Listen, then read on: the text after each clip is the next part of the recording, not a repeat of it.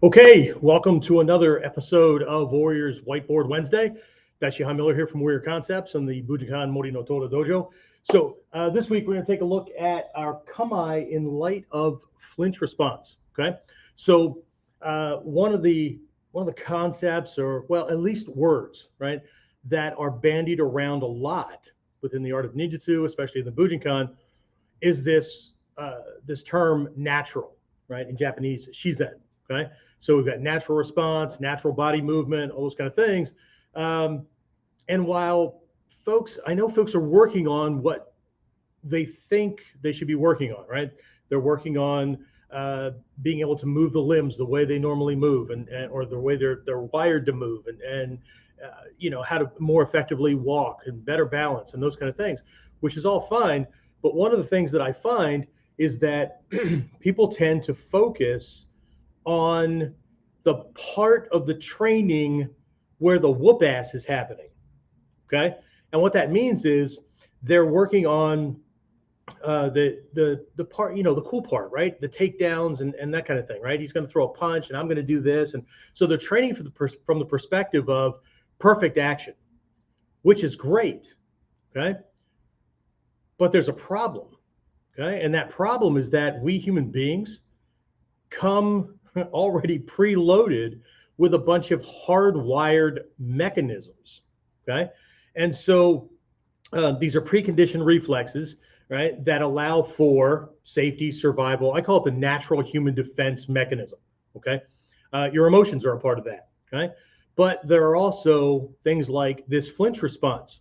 Okay, and in that moment, there are certain things that happen neurologically, like your left brain will hang up. Okay, and whatever's in right brain comes out. Right, there's certain motor functions that will fire. Okay, we're going to talk about where they come from as a part of this. So if you're not into egghead strategy, if you're one of the folks that like to comment on the videos, right, you just need to put some gloves on, man, and just go to town, right? All this fight science BS, right, is just, then you know where your back button is, and you know where all the cat videos are on YouTube. By all means, have at it, right? But we are hardwired with these kind of responses or reflexes that allow us to handle and survive, right? Or at least to be safe against a sudden threat. Okay, so now there's conditioning as well. We're going to talk about at least one type of conditioning today, but there's conditioning as well, right? The more often you're in a bad situation, okay, the more often you're in dangerous situations, the more often you're dealing with rage and aggression, right? There's a type of desensitization that comes along with that, right? But the problem is that most people that are training aren't habitually in those kind of situations where desensitization takes place. The other problem with desensitization is it really depends on the individual and how they've approached that, right? Because habituation, right? We'll talk about the type of habituation here in a minute, but that can also produce the opposite. It can produce a traumatic response, right? Like PTSD, that kind of thing, where the person ends up in. There was a term long before PTSD, long before this long ass phrase, right? Post traumatic stress disorder, right? What we found with studies and whatnot is that the longer the term, the longer it takes for somebody to get treatment for it, right? Way back in the earliest days, right? World War I, even before that, right? They used to call it shell shock. 2 syllables, right? Shell shock. Those guys got treatment like that because everybody understood what it was. And it sounds bad, right? And then there became, mechanical shutdown, or there became all these terms kept building, right? And it kept what it did is it kept adding syllables until finally we end up with post-traumatic stress disorder. 8 freaking syllables, right? And if you look at it historically, and you don't have to, I've already done the geek work, right? What ends up happening is you see not only the longer the term, longer the phrase, right? but the longer it takes for somebody to get diagnosed, treatment, all kinds of shit, right? And it sounds less problematic, okay? But there are, I mean, if somebody gets triggered or whatever, they can just have this one of the phrases was operational shutdown, okay? Where they just stop functioning, right? They'll go into not just a physical hide kind of thing or flee, right? What is that? Fight, flight, or freeze, right? But mentally, right? They can't function. Okay, and I don't mean the same kind of not functioning as the person who has themselves like hooked or their adrenals killed by whoop ass and throttle drinks and they need to have their 15th cup of coffee before they can function during the day. Not that kind of thing, right?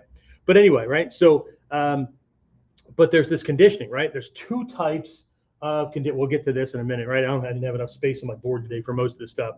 So there's two types of conditioning that we need to take a look at, right? As far as what affects the wiring. One is evolutionary, okay? So evolutionary is shit we were born with, okay? And it's just there, okay? So an example of evolutionary flinch or reflexive action is like the moral response, okay? New baby's born, doctor holds it up, right? And then does one of these little things, right? Drops the hands out, drops the baby a little bit, and the limbs should flail, okay? So they're testing the moral response, okay? We have those as well, right? We're walking along, we trip over a little bit of an unevenness in the sidewalk, right? And we're about to fall, and the limbs, one of my teachers used to say, grab for clouds, but there's the body kind of flinching to try to catch itself, okay? We don't do it gracefully, right? And another example of this is like the head dropping and the shoulders lifting and the limbs coming up to cover the head. Like if there's a sudden loud, sharp bang or a sound, right? And then there's this, and we turn away from it, that kind of thing, right? That's an evolutionary thing. You didn't have to be taught anything about that, right? When that kind of thing happens, right? You think you're going to fall, like, right? Limbs move, body tenses a certain way to try to hold its position. Muscles in the opposite direction of the fall fire, right? So if I'm falling forward, posterior muscles fire. If I'm falling backwards, anterior muscle. You get the idea, right? The second type is learned, okay?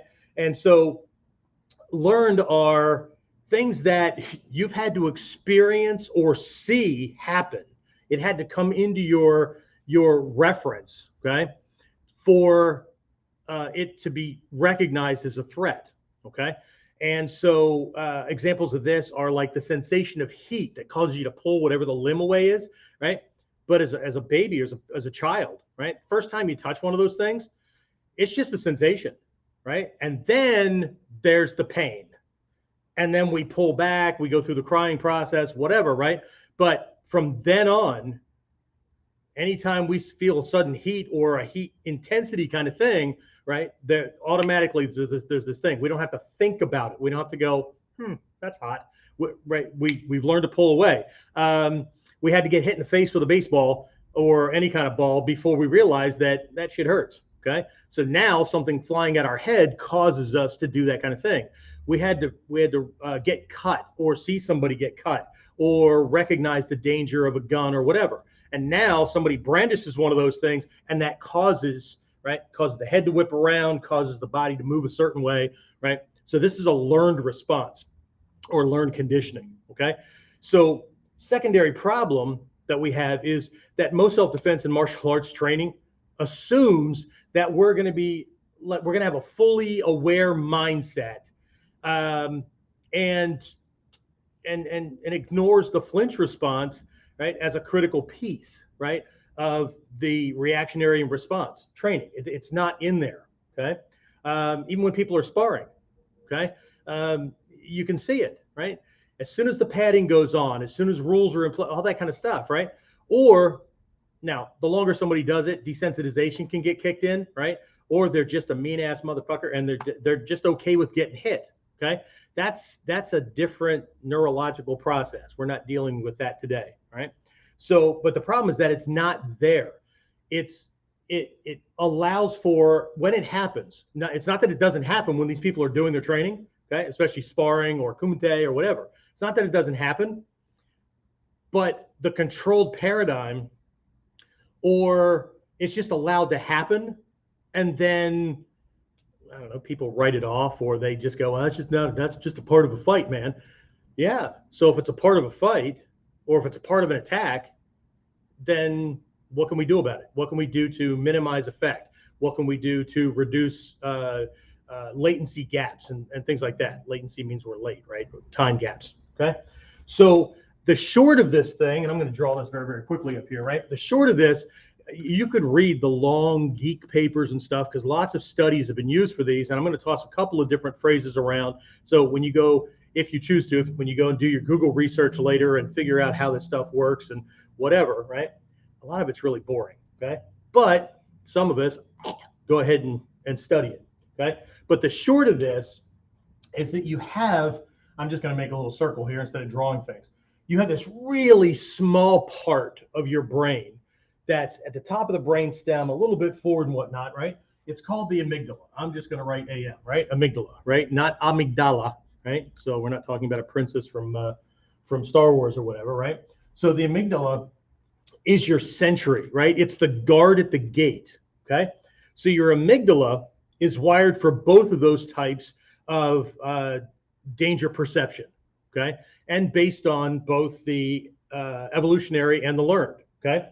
So evolutionarily, this thing is already programmed that, like, if a saber-toothed tiger's coming at us or whatever, or something's coming at us and roaring, or there's loud, thunder, and it looks like it's going to crush us, right? We don't have to figure it out, right? It's bigger than us. It's making the ground shake and all that, okay? It's on the lookout for stuff like that, okay?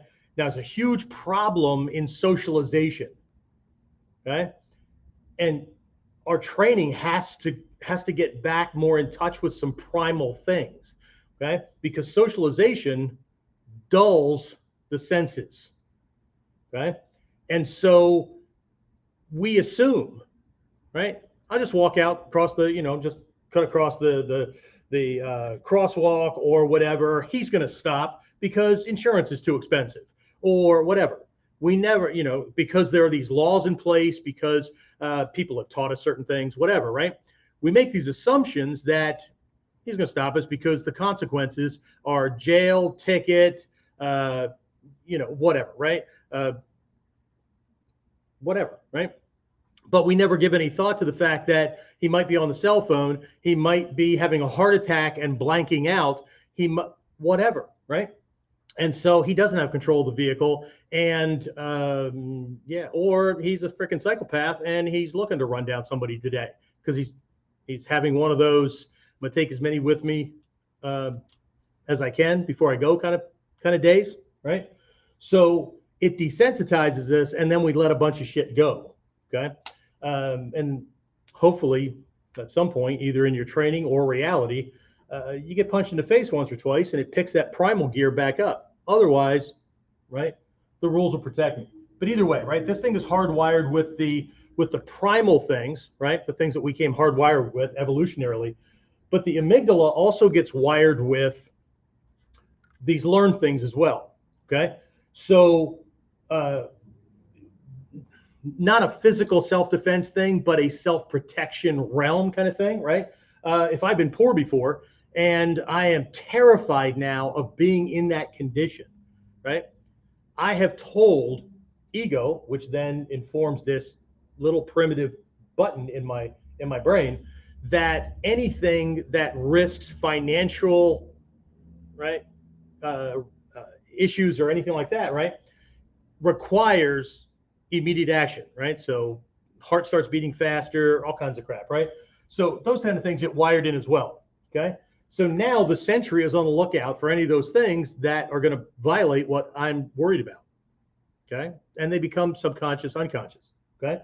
So here's the short of it. The amygdala gets triggered. It sends a message, right, to the hypothalamus, okay, which drops a shit ton of chemicals into your system, okay,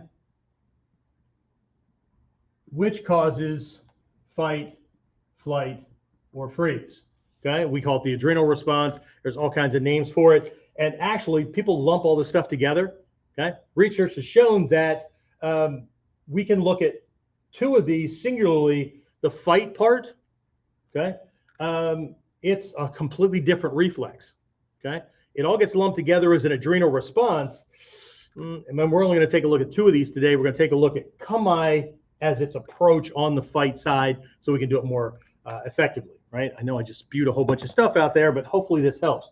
And again, this is only going to be for those folks who are interested in understanding more about how to tactically create a better advantage, how to strategically approach training so that there's more going on than just the caveman who's a step or three outside the cave with a freaking club. Okay? All right.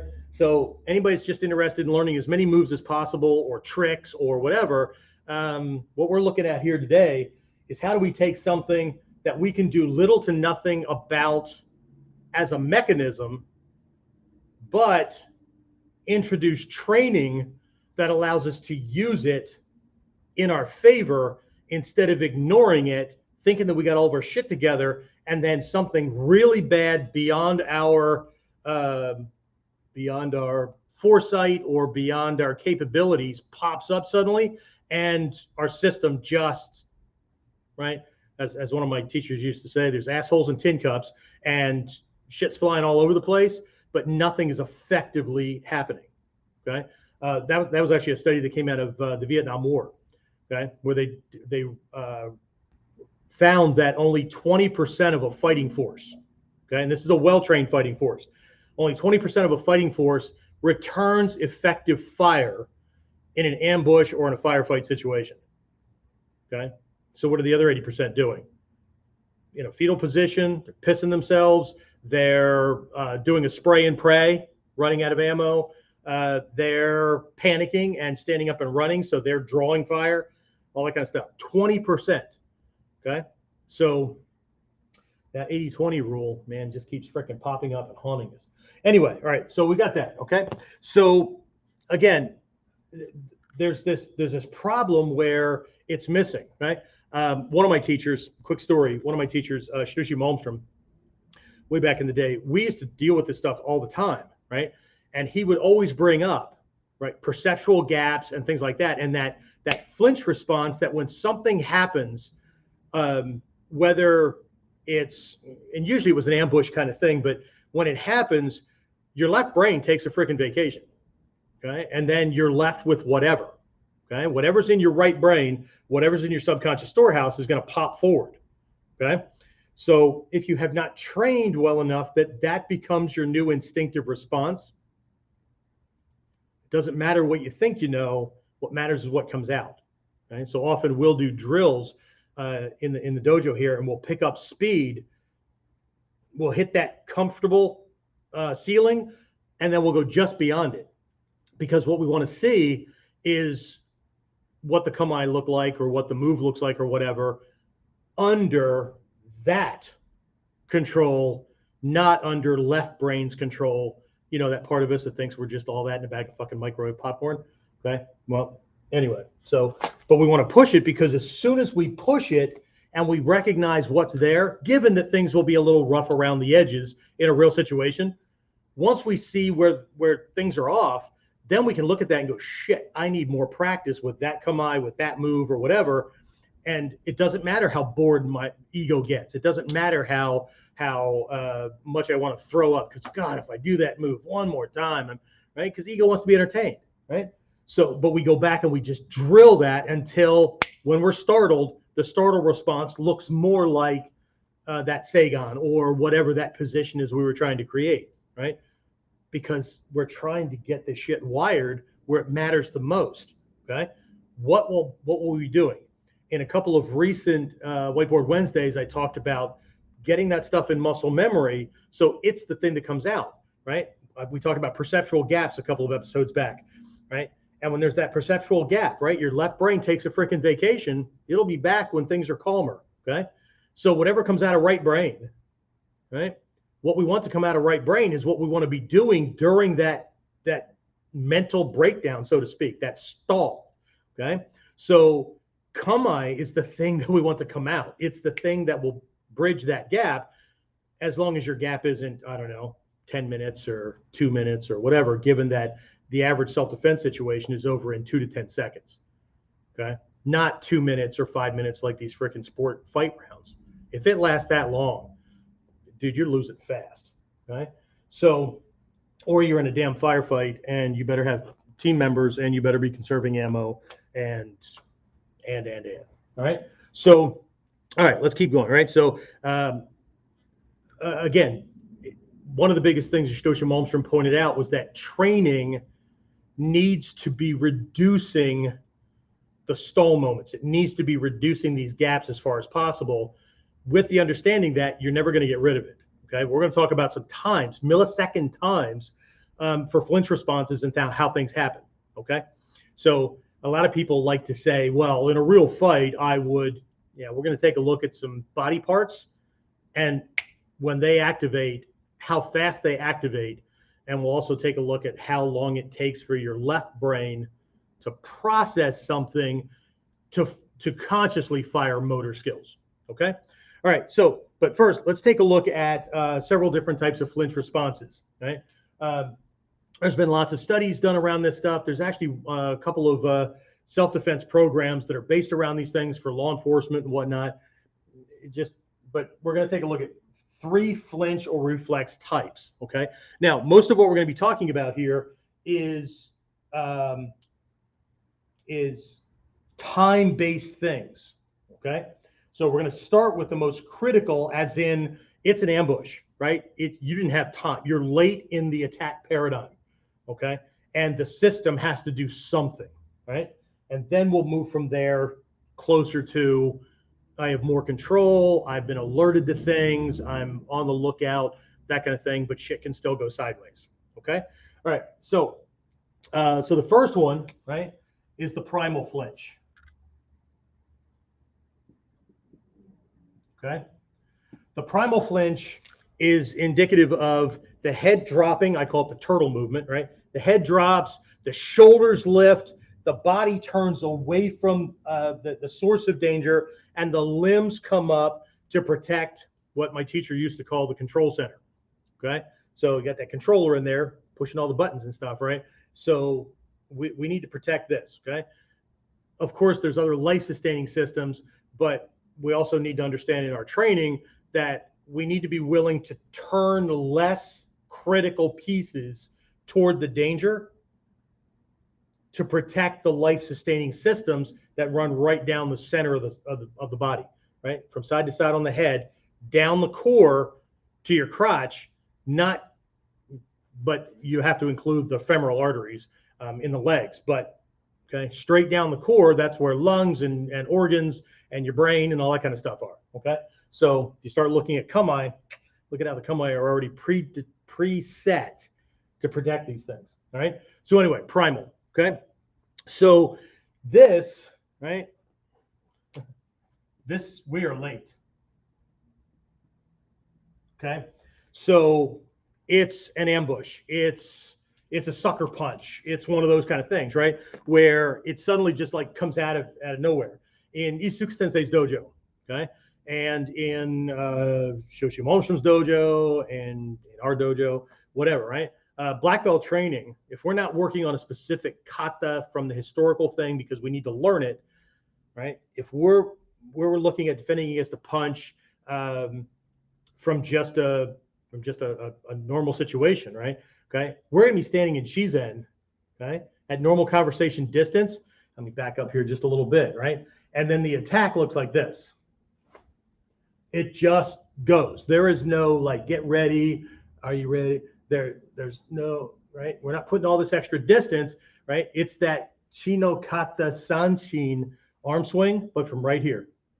It comes up from underneath the peripheral vision. So by the time you even realize it's coming, the fist is already right here, hopefully. Okay, so it is what it is, right? Okay, so we're late in the attack paradigm. Okay, so the next one, let's stay with blue, I guess, right? So the next one we're going to call a protective flinch. okay? The protective flinch, right? So in a protective flinch, there's more going on because the signals from the brain can actually travel farther down the spinal column or spinal cord. We'll talk about that here in a minute, okay? So what ends up happening here is the legs drop for stability, the arms come up more into a ready position because again, they're going to be protecting the controller, right? And there may be some lateral movement and whatnot. We'll talk about that here in a minute as well, okay? But this is a mid to later, okay? And this is late, okay? What I mean is with later is we're later than optimal, right? We're going to move, or the muscles fire farther down the timeline. We're not absolutely late where it's like almost going to hit us, or one or two of them have already hit us, and now the flinch response is engaging. This one, we may be ready, right? We may have heard a sound, right? And we turn around and we see the guy winding up to hit us with something. Where in this one, we heard a sound behind us, we turn around, the club's already coming down toward our head, okay? So again, the timeline is very, very short, okay? Given that the average punch, the time that it starts moving to the time that it hits its target takes about 200 milliseconds. We'll talk about timelines here in a minute for those of you who didn't do so well in math, right? Okay, so anyway, protective flinch, and then the last one, okay, I'm going to call micro flinches, okay? Micro flinches, right? So micro flinches are, if you've ever been in that experience, right? And you can feel your body like buzzing, right? Or you've got this little bit of a kind of, you're getting ready to get, right? All these little things here, they're micro flinches, right? The muscles they're kind of in a hovering mode and they're prepped to go. They're prepped to spring, okay? It is not, okay? I understand soft training. I understand training so that you're not hurting your partner. I get it, okay? But there's no life in those kind of techniques, right? Your partner starts moving in, he looks like this, right? Like he's a freaking sociopath, right? Like he's totally emotionally devoid of anything, and he's just going to slam you, right? There's no emotional energy going on, and then the defender's doing this, right? Looking like they're just jack cool, right? But there's no fear, there's no survival juices going, right? As opposed to like those shoulders coming up, the guts tight, right? The knees are dropping, right? There's like these little flexes going on so that when it's time to go, right? The muscles are they're just loaded and waiting for the command, boom, to go, right? There's this,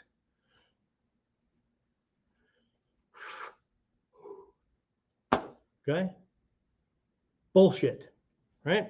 So that's why a lot of people don't believe that what the hell we're doing is effective, or it's anything more than bullshit, because people train like they're on crack and just living the fantasy life, okay?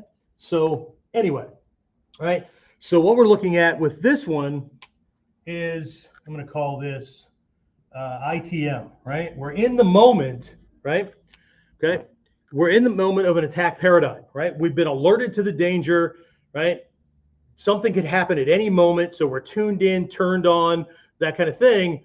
But shit could go sideways in any moment, because I could be paying attention to him and all of a sudden something comes out of my peripheral vision over here and I need to handle this guy over here. So if I'm so fixated on that, or I haven't learned how to partially be paying attention to him or pointing my eyes at him, so he's in my field of vision, but my sight consciousness and my tactile awareness is paying attention to other things, kind of like a little radar thing.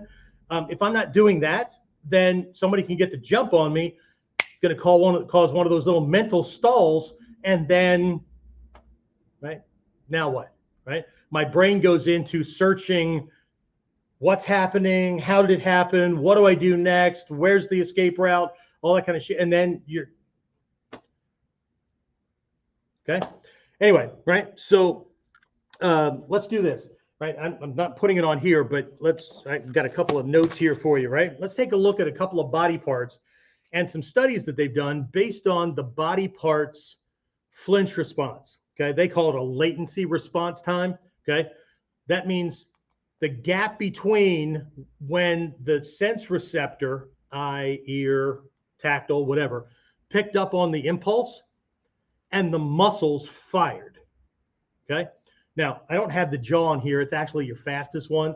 Okay. There's a muscle in your jaw that's actually the fastest one they've registered, right? But let's take a couple of looks at things, okay? And I think this is really, really important because as much as we want to keep our eyes open in a situation, the higher up this threat management paradigm we go, the more likely this first one I'm going to discuss is going to happen. And so if you're always needing your eyes to pay attention to where you are and what's happening, and you need your left brain to tell you what to do next and whatnot, I suggest more training. Okay. And I mean like pressure testing training. Put on gear, you can keep it safe, right? But you need to put things into a position where your left brain can't function so you can see what you've loaded into your subconscious storehouse. I mean, after all, training, okay? The idea of training is using your left brain to load the right brain with the shit you want to come out when left brain goes, screw this, I'm out of here, I'll be back. Okay? So, but way too many people operate from the control freak standpoint. And so what they want to do is just keep using this because it's scary.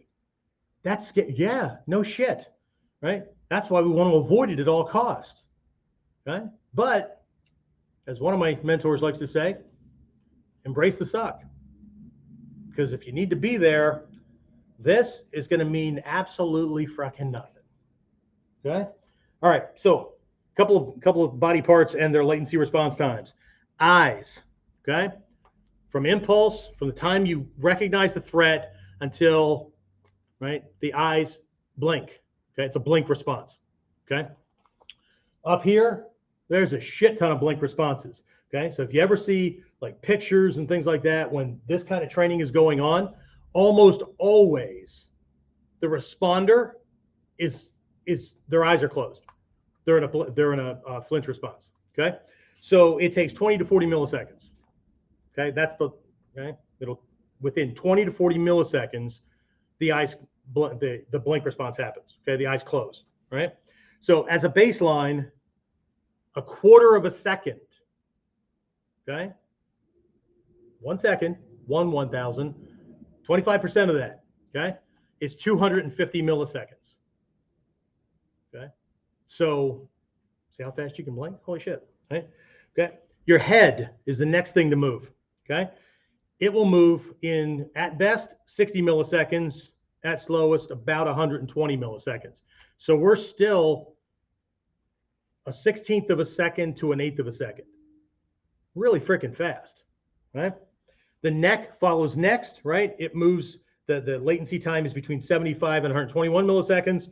Shoulders are next after that, 100 to 121. So the neck and shoulders move about same speed, next a little bit sooner. The arms, 125 to 195. We're still not even up to a quarter of a second yet. And then the legs, 145 to 395. Okay. So, and I think that is based on how somebody carries their weight and their knees being bent or locked or whatever. Okay. But 395, you're coming up on half a second. Okay. So this is really, really important stuff. But what we're looking at here is a cascading response. Okay. The amygdala fires, hypothalamus sends out the signals and the chemicals, right? And then that signal travels down your spinal cord. Okay. Smallest muscles, bigger, next, right? So it travels down your spinal cord. So what we're really looking at is a spinal level response because there are motor receptors down the spinal cord that trigger certain limbs. Okay. So it's a cascading kind of thing. Right. So now at these speeds, it looks like the body's moving at the same time, which is why in training, that's what we say. When you're practicing to move, make sure everything moves at the same time.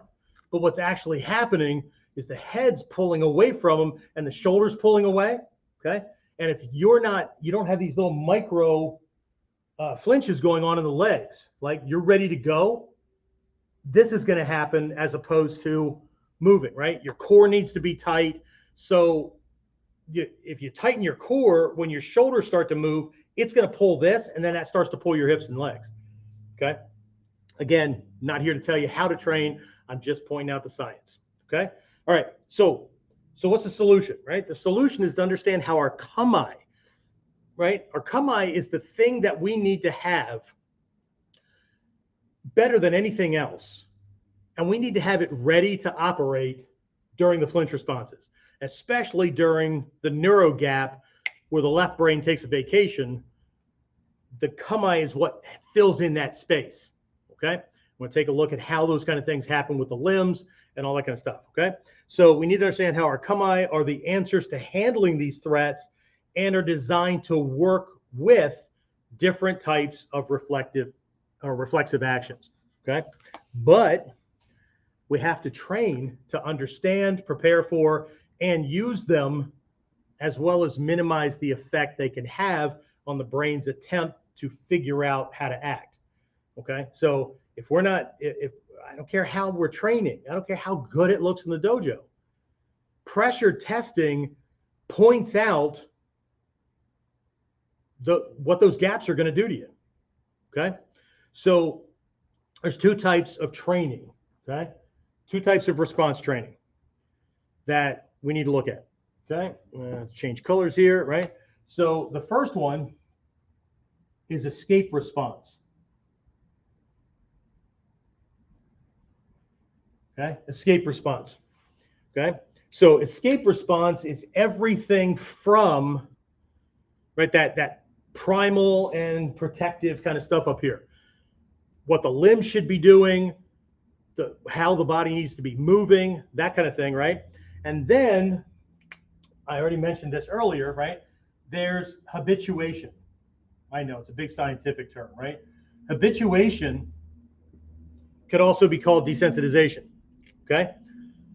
So, not really desensitization. Habituation has you practicing the same things again and again, so it becomes your default way of doing things. It's a habit, okay? So if I hear a sound or a noise or whatever, and instead of just going, what, right? If I hear that kind of thing, I know my body's already doing its thing, but I kind of step out of the space that I'm in as I turn to look, right? I just created a body and a half width. So if there was something coming into that space while my brain is turning to figure it out, it's going to miss, okay? Same thing with the limbs coming up into certain places and doing repetitive work with kami until, I know, right? Shoto Tanemura, head of the Genbukan, right? Hatsumi Sensei's cousin. He used to say that when he trained way back in the day, he would train to the point of regurgitation, throwing up, right? He trained to the point of regurgitation and then train some more, okay? Because you got to get past ego's not wanting to do it anymore because that's not fun, okay? Neither's having your skull crushed, but hey, right? Whoever wants to do it that way, that's on them, okay? So this is just a place to get started, right? This is not a full-on lesson, okay? There's lots more to this than what we're putting on here, right? But we've got an escape response, and this doesn't necessarily mean that we've actually moved, right? It could just be the hands flying up, right? So if we can start to look at kami from a reflexive or a flinch response position based on head dropping, shoulder lifting, limbs moving between threat and target, then we can start to recognize that Hoko does certain things. To change the body angle, Kosei just has a leading side over here. It might come up like this, but either way, right? Seigan, right? Instead of looking at Seigan like this, right? Like this, what if we looked at Seigan like this? Okay? Same thing. Or Jumonji, right? But what if Jumonji was, okay, bringing things up? But again, your limbs aren't going to move there unless you replace caveman instinctual response, which is what everybody freaking does, but now you can't attack from here, right? with what we tend to call enlightened self-protection response. Okay, so let's look at these one at a time, right? Escape response. What kind of time do I have? Okay, we're tight on time, but we're gonna do this, right? So escape response, or sometimes called escape reaction, sometimes called escape behavior in psychological and neurological study areas, right? So this is the flight or freeze or hide for some animals, right? Part of the fight, flight, or freeze. Okay. So it's also called an avoidance response, right? So an avoidance response is the instant movement to remove oneself from the target zone of the predator's reach, right? We need to think about this kind of stuff, right, as the science for enhancing and honing the anti-predator behavior mechanism that we have. Okay, unless you're the predator, in which case, right, I guess you're going to have to reverse engineer this stuff. We can, and we can later, because what we're talking about now is the omote side of this. The Uda side of this, for way down the line, right, are little things that you can do to cause a startle response, a smaller startle response. So when you do the next thing that you do, their response, their flinch mechanism doesn't work to the same degree. Okay, we're not talking about that one today, right? So this is, again, anti predator behavior or whatever, but this is the stuff that most people think of as the flinch response, the dropping, that kind of stuff. Okay, so part of this is, right, for the last second shit, right? You might have been hit once or twice already, and the next one's coming, and off the first hit or two, right, the limbs have already moved into place. Okay, remember what I said earlier, right? Let's go back to those times. Okay, those millisecond times, right? Remember, a quarter of a second is 250 milliseconds, right? There's only one of these things that bridges that, and that is the legs at the longest time is just under 400 milliseconds. So it's just under half a second. Okay, so for anybody that thinks that the left brain, right, me being my cool self, right, is going to do things fast enough, okay, let me give you another time thing here. And this is just the brain recognizing something coming through the eyes. The eyes are the only one of your five senses that have two neural pathways to the brain. One goes straight back to the sight center, which is just sitting above the amygdala, the top of the brain, right at the brainstem. Okay, so if I catch out of the corner of my eye something that looks like all bent and gnarly and squiggly laying on the ground, my brain, at that part of the brain, doesn't go, maybe it's a snake. Maybe I should look to see what it is. No, it looks enough like a snake, something that will kill the human system, right, that we step away from it, then we look, and then we go, shit, it was just a bent branch. You feel stupid about yourself, but you shouldn't, because that's working well. If you don't flinch and you look at it and go, that branch looks like a snake, okay, then socialization has dumbed everything down. And if it were a snake, you'd be on your way to dying. Okay, so this is important stuff. Okay, so that neural pathway that goes back and just takes that, it's just recording shape and movement.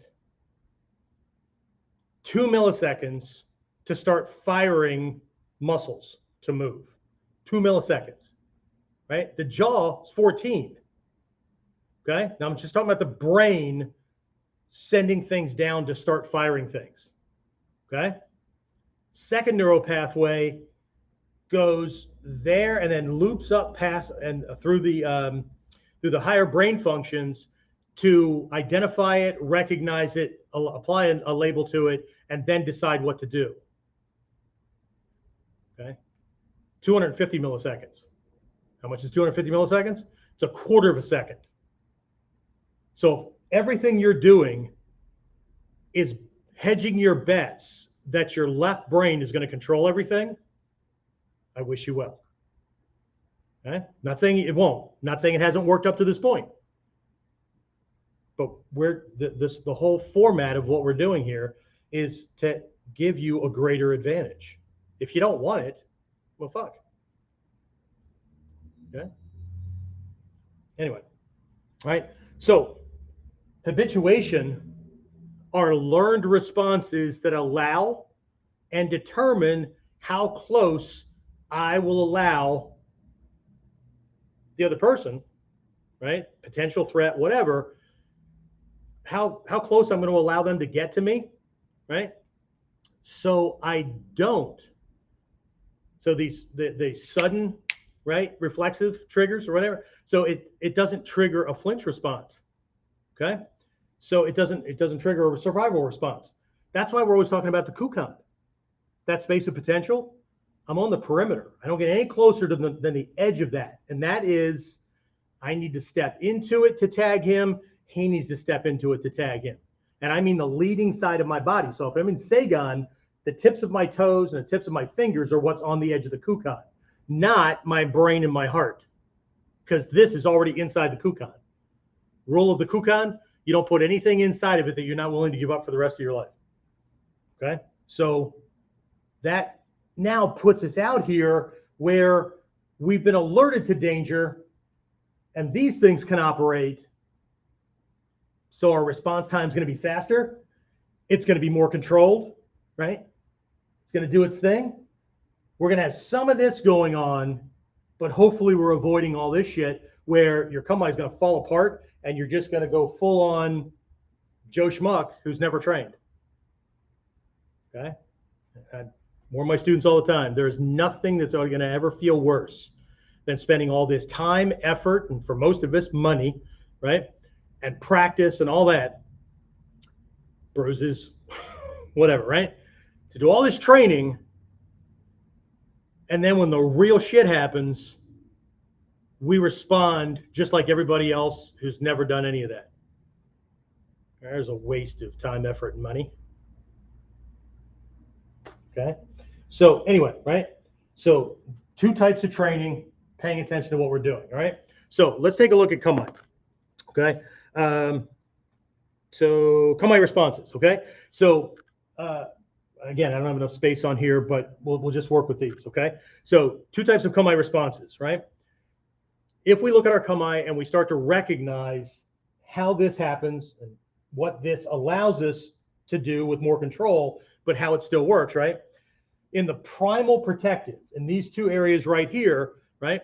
This generally is escape response, okay? Escape response.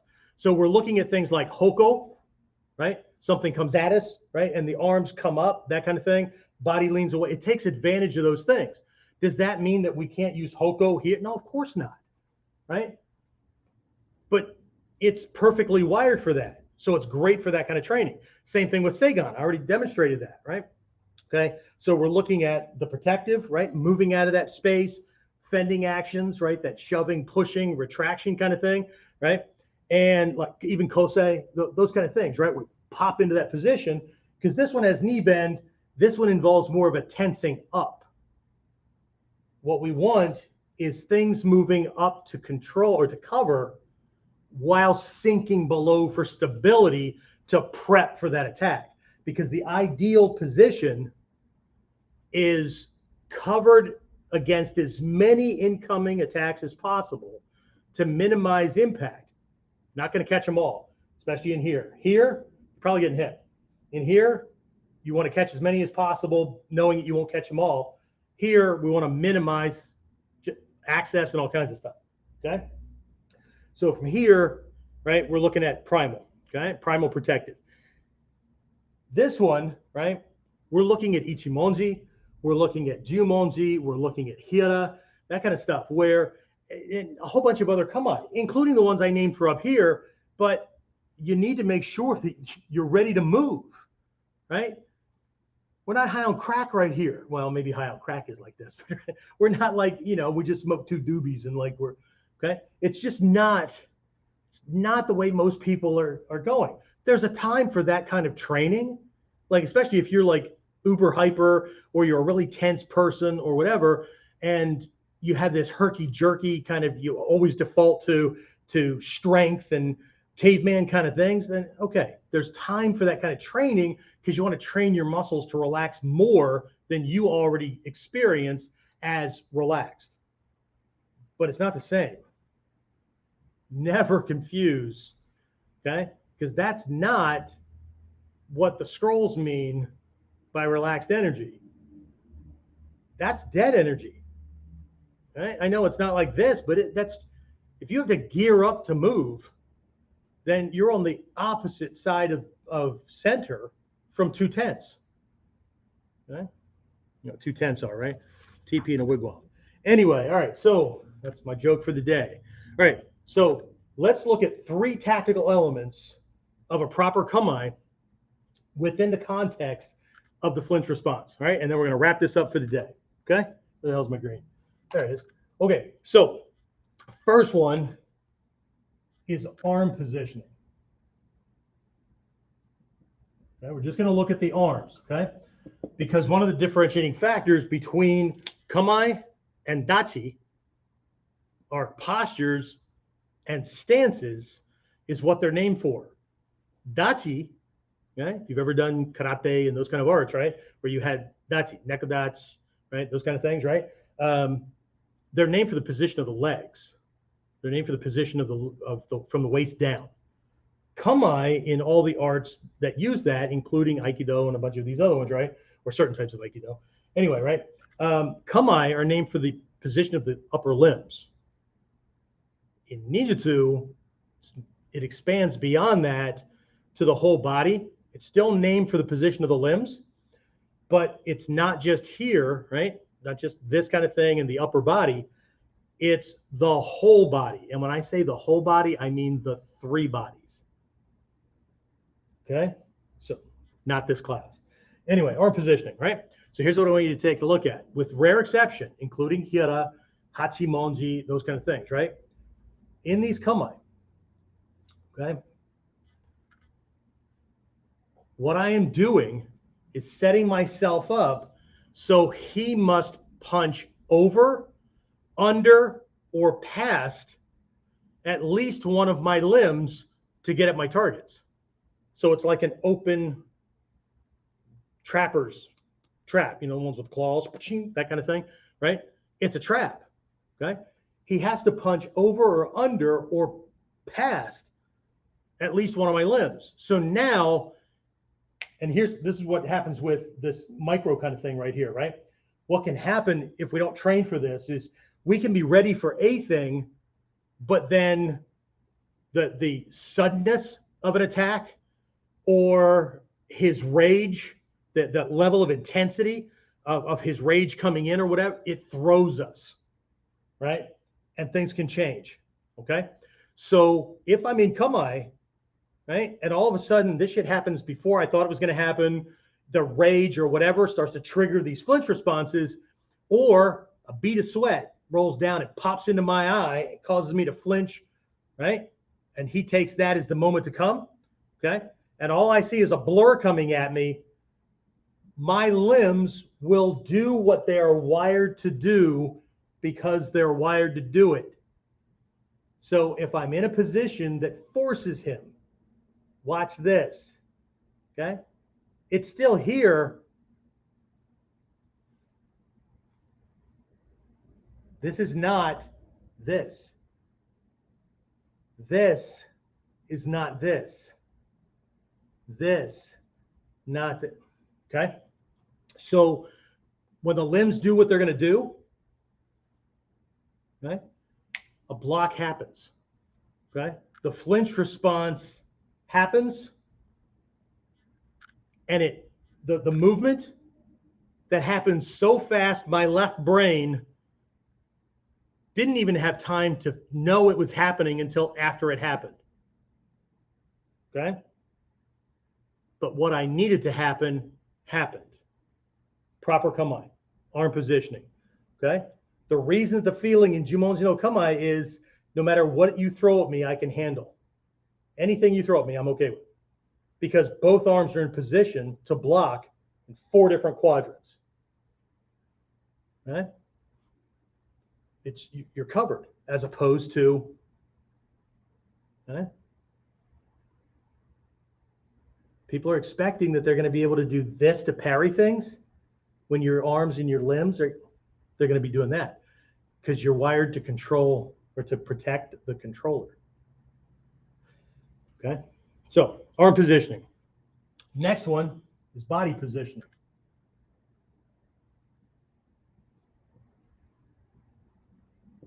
Okay, next one is body positioning, which includes arm positioning. Okay, so now what I'm doing is I'm minimizing, I'm reducing the available targets. Okay, so my limbs are covering, but my body angling also covers, right? Because I'm reducing the number. Okay, and if I understand how that works, then see, I can integrate that into my training because I know generally where he's going to come. He either has to come through windows I left open, windows of availability, or he has to deal with the thing that's in his way.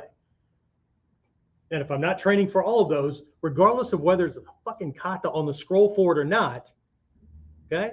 Remember, those kata were developed hundreds of years ago in a time where armor was different, the people were different, and the way they thought about combat was different. If we're not taking into account what's going on today, okay, then we have a problem. And I don't mean you need to think about things in terms of modern ninjutsu or whatever. I mean, if you do, fine, okay? What I'm talking about is understanding the principles and concepts the past masters passed down and making sure that they reflect what's going on today. Most people that call something modern ninjutsu is they don't understand those. They just borrow from a bunch of other things that look close enough and they jack it all together and then they do their thing, okay? And again, I don't care. They can do whatever they want, okay? Last one is weight distribution.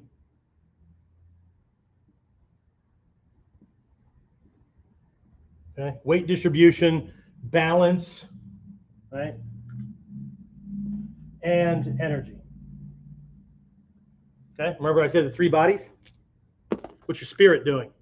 I don't mean ooh, spirit, right? I mean, holy shit, right? Are you in this kind of a mode or are you in it? Okay, what's going on? That's me since I used to always tell people in class or whatever. There's no juice in your technique. But Sensei, you said soft training. Yeah, I didn't say dead training. Where's the juice? Right? Okay. Again, we need to be able to defend while advancing. The Omyudo, the yin yang, both are happening at the same time. I know we teach beginners one and then the other, but you have to work toward integration. Okay. Wholeness, you know, holistic. Wholeness. Okay. So this is what allows for the protective micro stuff. So I'm on and ready to go. So when he goes, I can move. I can move out of that space. Okay. Or I can just flex my knees. I just taught this in class last night. I could be in a narrow path between two frickin' parked cars where I can't do naname. Not with my feet. I can't do taisabaki, whatever. Okay. So what I'm going to have to do is flex my knee to carry my hips and shoulders because I only need to move my head half its width. And if I bend my knee 6 inches, my head moves 10. That's way more than this big freaking coconut. Okay? So you get the idea, right? Okay? So from here, now I can one and then, okay? Because he's got boom, right? So 1, 2, right? Remember the legs move last? Slowest because of the cascading thing down the spinal column. If I do this and then have to back up, I'm fighting gravity, inertia, my body weight in motion, all kinds of bullshit, right? So I want to be able to move. See how that moved, but that also advanced this into the next punch, but not unless we're doing reaction drills. Okay, so explore your kamae. It's my suggestion. I'm not here to tell you what to do. Okay, most of you already have other teachers. Do what they tell you. Okay, but I'm assuming you're watching this to pick up on a couple of the nuances. Some of you might be teachers. Steal away. Okay, but it's going to take more than just watching what, an hour-long video. Where are we? Yep, an hour-long video. Copying this stuff down and talking about it. It's going to take time. It's going to take directed focus, training and practice. It's going to, you're going to need to understand how you can move from one, move to another, and snag it, right? And then using big muscles, right? Being able to break things, right, with nothing but kamae. Right? Most of us came from, in all honesty, most of us came from prior martial arts. And those prior martial arts probably had stances in them. And so if we're thinking about our kamae, the way we thought about stances, you know, that necessary evil we had to get through in the basic level so we could do the cool shit, then we're missing the fact that kamae are cool shit all by themselves. You can win a fight. You can survive an attack with nothing but kamae. But those kamae better be right. Because if we're just doing this to do it, but we're not controlling the training, when the shit hits the fan and stuff goes sideways, what has been worked into you as a new habit, because if you need to think about it with a left brain before you do it, and you're in these two levels, you are you can finish the spelling with an ED on the end. Okay? All right, I know it's rather pointed today. Take it for what it is. Okay? See you next week. Maybe I'll see you on Friday for our virtual training. We're gonna be doing stuff like this. We're gonna be pressure testing some things. We're gonna do a sucker punch drill. We're gonna do, oh yes. Okay? And we're gonna watch eyes blink. If anybody was paying attention to the virtual class last night, and I had one of the teachers pop off 2 punches, I ended up in correct position with my eyes closed and my eyes closed tight because that's an autonomic response. Can't get rid of it. Okay? So if they noticed it, okay, and the Shidoshi I had practicing with me or being my uke will punch me and punch me hard. He will escape any technique I do that is not correct and doesn't lock his wiry, weaselly little ass down. Okay? So you can either do it or I don't know. Okay? So Friday, we'll be doing this, right? I have to update the page quickly, make sure that I think it's all set. But if it's not, give it 15, 30 minutes, whatever, then you'll be able to sign up for it. We'll be in on it. Otherwise, I'll see you next week for Whiteboard Wednesday, or I've already pissed you off and I won't, right? Either way, I'll talk to you soon.